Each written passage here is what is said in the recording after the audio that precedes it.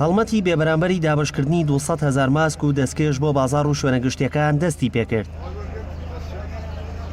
ئەم هەڵمەتە ماوەی هەفتەیەک دەخایەنێت و لەلایەن مەکتەبی ڕێکخراوە دیموکراتیەکانی یەکێتی نیشتیمانی کوردستانەوە ئەرکەکانی لە ئەستۆ گیراوە تا هاوڵاتیان بە دوور بوون لە ڤایرۆسی کۆرۆنا، هەروەک نرخی بەرزیان پێداویستیە پزیشکیە لە نێو دەرمانخانە و فرۆشگەکان بگاتەوە ئاستی جێگیری.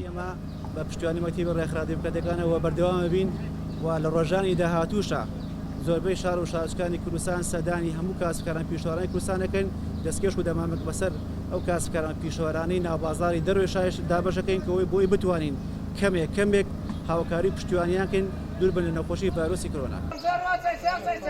تێرمیناڵ و گەراجەکانی گواستنەوەی هاوڵاتیان بە پاس و تاکسی بەشێکی دیکە بوون لە دابەشکاری کارەکانی هەڵمەتەکە.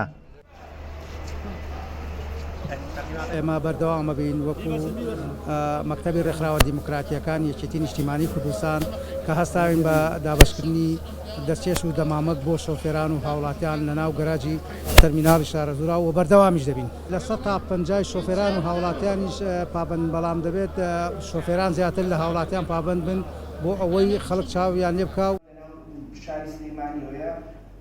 نزیکەی هەفتە سەندیکا و ڕێکخراو و کۆمەڵەی جیاواز سەر بە مەکتەبی ڕێکخراوە دیموکراتیەکانی یەکێتین کە نوێنەرایەتی سەرجەم چین و توێژەکان دەکەن. لەم کۆبوونەوەیدا پلانی دابەشکاری هەڵمەتی 200,000 ماسک و دەمامک وەک گوێزگەی یەکەم بۆ سلێمانی دانرا و دواتر گواستنەوەی هەڵمەتەکە بۆ دەرەوەی شار و تا دەگاتە پارێزگاکانی تری هەرێمی کوردستان.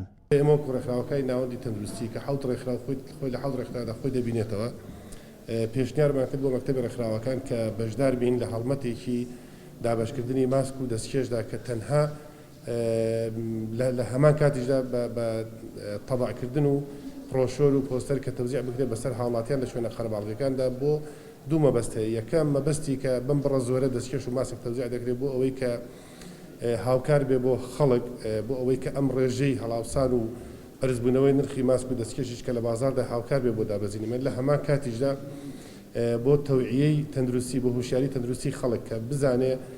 سەرکردایەتی تازە یەکێتی هاتوۆتە بەرەی خەڵک و گەر تەنها باسی ڕوبەڕووبوونەوەی کۆرۆنا بکرێت ئەوە تا سەرۆکایەتی ئەم حیزبە لە بری حکوومەت ئامادەی تێچوونی چاکردنەوەی کارگەی ئۆکسجینە لە شاری سلێمانی و لەلایەکی دیکەوە هەڵمەتی دابەشکردنی فراوانی سەبەتەی خۆراکی لە ڕێگەی دەستگای مرۆیی مامەوە یەکێکی تر بوو لە خزمەتەکان و بەشێکی تر لە ئەرکەکان دابینکردنی پێداویستیەکانی خۆپارێزی بوو لە نمونەی دابەشکردنی دەستکێش و دەمامک بۆ تەواوی هاوڵاتیان. داسیار محەممەد گەلی کوردستان، سلێمانی.